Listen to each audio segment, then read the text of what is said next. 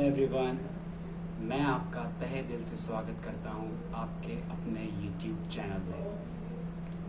इस वीडियो में हम डिस्कस करेंगे liquid penetrant testing which is called LPT, dye penetrant testing या फिर penetrant testing. Liquid penetrant testing is coming under ASME section 5, which is the American Society for Mechanical Engineers. Section 5 is the book and the article number is 6 and 24. Liquid Panton testing का ये principle है कि this is due to capillary action. Capillary action क्या होता है? जब भी हम कोई भी liquid surface पे या लिक्विड सरफेस के अंदर कोई कैपिलरी इन द सेंस कोई वेरी स्मॉल क्रॉस सेक्शन की कोई ट्यूब डालते हैं वाटर के अंदर। फॉर एग्जांपल, मैं आपको एग्जांपल दे रहा हूँ, तो उसमें जो हमारा वाटर लेवल है वो राइज कर जाता है at a certain level. So this is known as capillary action. आपको एग्जांपल के तौर पर ये भी बताना चाहूँगा, जैसे कि हम कॉटन की विक बनाते हैं, हम दिया में डालते हैं, तो कॉटन की विक से दिया के अंदर जो कॉटन की विक होती है उसमें ऑयल कैसे ट्रांसफ़र होता है, उसे बोलते हैं कैपिलरी एक्शन। या तो जब हम कोई भी पौधा लगाते हैं ज़मीन में मिट्टी के अंदर रख के, उसके बाद उसकी जो उसमें थोड़ा वाटर पोर करते हैं, तो उसमें जो after some time we will find that कि जो पौधा है हमारा वो खुद ही से उगने लग जाता है और वो बड़ा होने लगता है धीरे धीरे। तो उसमें जब वो अपने जो सरफेस के नीचे जो उसने रूट डेवलप किए होते हैं, वो वाटर वहाँ से एब्जॉर्ब करता है धीरे धीरे, और वो वाटर उसमें ट्रांसफ़र होता है up to a level called the required area of the plant and it is transferred due to capillary action. तो ये तो हमने डिस्कस कर लिया इसका प्रिंसिपल।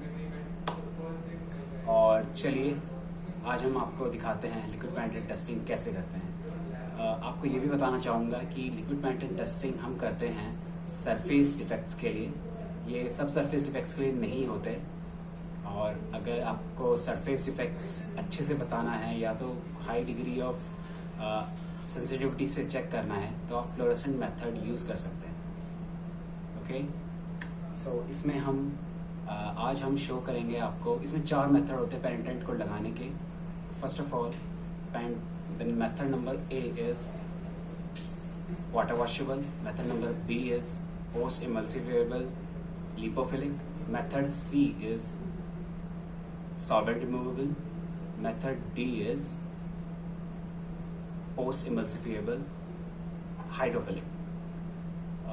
जिसमें कि जो इमल्सिफिएबल है, इसमें इमल्सिफायर का यूज़ करते हैं हम, ताकि हम पेनिट्रेंट को रिमूव कर सकें और उसे वाटर वॉशेबल बना सकें। और आज हम डिस्कस करेंगे method C which is solvent removable. तो आइए शुरू करते हैं। ये हमारा टेस्ट स्पेसिमेन है जिसे हमें ये वेल्ड जॉइंट को हमें एनालाइज करना है। ये है हमारा पैंटन MR62, आप देख सकते हैं इसमें ये लिखा हुआ है। और ये है मेथड C के लिए। मेथड C जैसे मैंने आपको बताया, ये होता है सॉल्वेंट रिमूवेबल। तो पहले हम अपने रिक्वायर्ड एरिया को क्लीन करेंगे, प्री क्लीनिंग कहते हैं जिसे।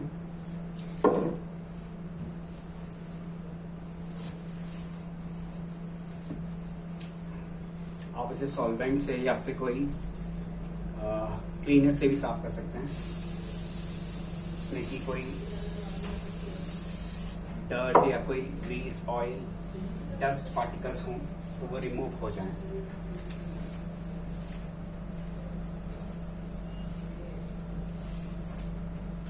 ओके, सो हमने अभी से प्री क्लीन कर लिया है, तो अभी बारी है हमें पैंटन अप्लाई करने की।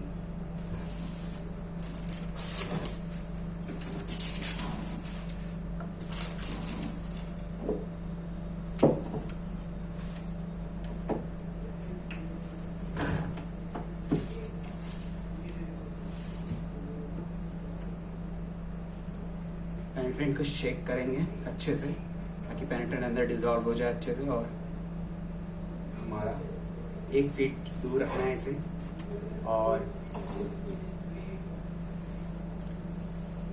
स्प्रे करना है 1 फीट दूर 45 डिग्री के एंगल पे। और ये हमने स्प्रे किया।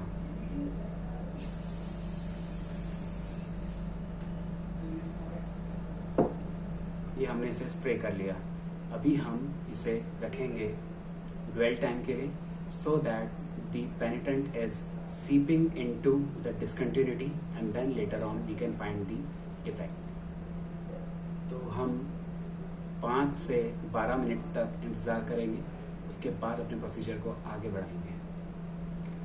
और हम ये भी बता सकते हैं आपको कि इसके बाद हम करेंगे excess penetrant removal and then we will apply the developer so that the developer is kept for dwell time and the developer is making her work done by seeping out the penetrant which is being inside the discontinuity.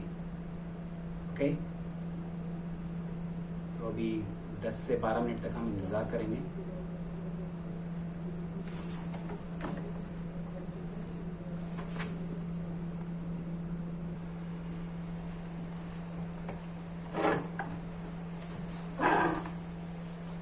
So now let's move to the next step. अभी हम access पेनिट्रेंट को remove करेंगे। Excess पेनिट्रेंट को remove करने का एक तरीका है कि आप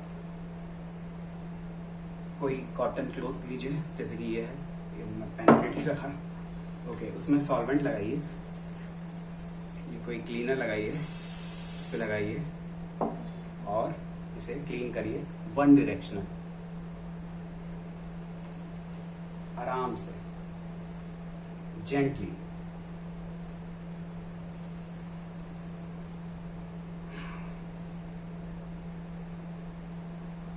ओके,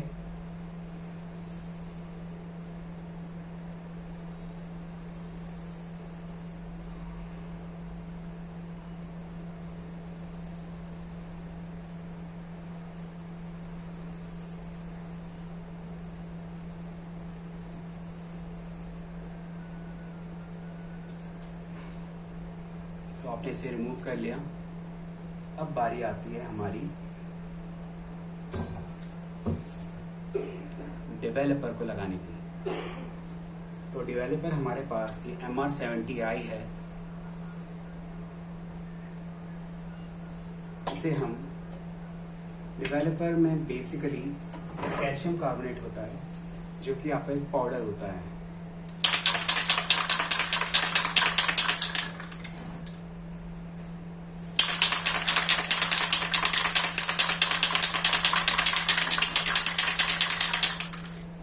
सिंपली एक एंगल पे 45 डिग्री के एंगल पे आप रखेंगे और इसे अप्लाई करेंगे। 1 फीट की डिस्टेंस होगी ऐसे।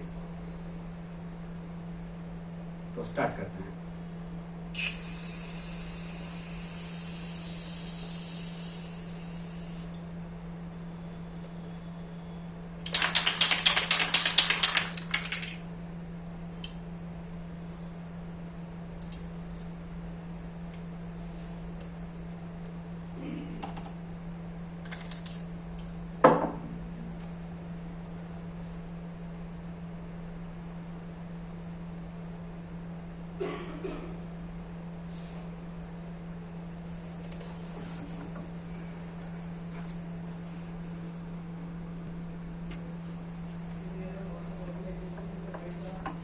So here what we can see is that there is a crack nearby this. If you can see this, there's a crack, right? Crack over here, okay, and there is some pinhole over here, okay. So there is a crack and a pinhole.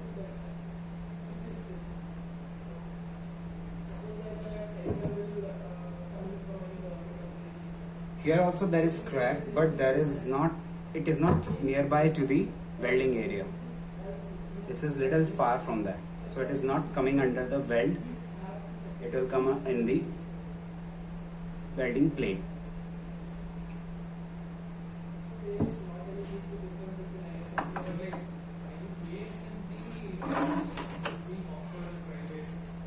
So people, हमने देखा कि ये हम कैसे इसको करते हैं, और इसका जो 4 मेथड हमने डिस्कस किए: water washable, post emulsifier lipophilic, solvent removable और post emulsifier hydrophilic.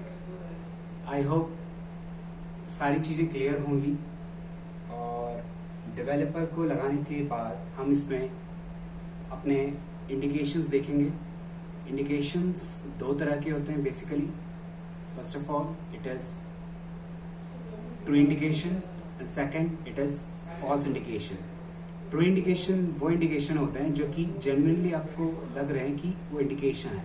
False indications उस कैटेगरी को कहते हैं जिसमें कि मान लीजिए हमारे पास ऑयल या ग्रीस हमारे हैंड में लगा हुआ है, और वो हमने जब ड्यूरिंग टचिंग हमें हमारे वर्क पीस पे लग गया, ओके, तो वो हमने जानबूझ के नहीं लगाया, बट हमसे लग गया, और कोई डर्ट हो गया या कोई ऑयल या कोई भी अदर ऐसी फॉरेन पार्टिकल चीज हमारे हैंड से या कोई ड्यूरिंग एनी प्रोसेस लग गई है, तो उस केस में जो हम डिडक्शंस निकालेंगे, जो कि हम फाइनली कहेंगे, तो फॉल्स इंडिकेशन की कैटेगरी में आएगा।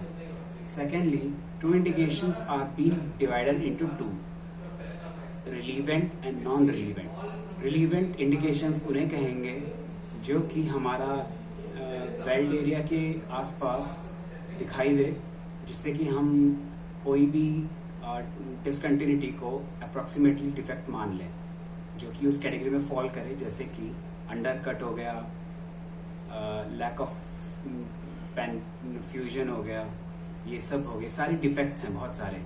तो इस केस में मतलब मान लीजिए आपका अंडरकट है, या फिर ओवरलैप है, या फिर आपका कोई पोरोसिटी है, या कोई अलग दूसरी डिसकंटिन्यूटी है। तो सरफेस डिसकंटिन्यूटीज अगर आपको एविडेंटली पता चल जाए कि ये वो डिसकंटिन्यूटी है, जो कि हम इजीली फाइंड आउट कर सकते हैं that this is this discontinuity, so that we can analyze our interpretation, and then we can finally correlate with the code, and we can measure them and make the final report. तो उसके बाद हम ये step हो गया है हमारा, जब डेवलपर अप्लाई हो गया है, ड्वेल टाइम भी हो गया है, उसके बाद हम इंडिकेशंस नोट डाउन करेंगे, जिस कोड के अंदर जो फॉल करेगा उसे हम चेक करेंगे, और उसके बाद हम अपने स्पेसिमेन को पोस्ट क्लीन करेंगे। ध्यान रखिए, पोस्ट क्लीनिंग बहुत जरूरी है, क्योंकि इन केस आप अगर कोई कंस्ट्रक्शन साइट या कोई ऑयल रिफाइनरी में है या कोई अदर मैन्युफैक्चरिंग इंडस्ट्री में है, तो आपको हम as per the utilization of those specimen और द जॉब, वो एरिया बहुत क्रिटिकल हो जाता है। इन केस आप अगर कोई लेस प्रोन एरिया, जैसे कि जो ज़्यादा इतना सीरियस कंडीशन में ना हो, तो चल जाता है। लेकिन अगर आप कोई रिफाइनरी या फिर कोई कंस्ट्रक्शन साइट जहाँ पे की लोडिंग वगैरह, तो उस केस में हमें ज़रूरत पड़ती है उस एरिया को अच्छे से क्लीन करने की, so that it doesn't make reaction with your weldment and your specimen. So this was the brief inspection of how to do a LPT and liquid pattern testing, यही पे पूरा होता है। So I hope आपको ये video पसंद आया होगा। अगर पसंद आया तो मेरे चैनल को लाइक, शेयर और सब्सक्राइब करें। Thank you so much. Have a wonderful one.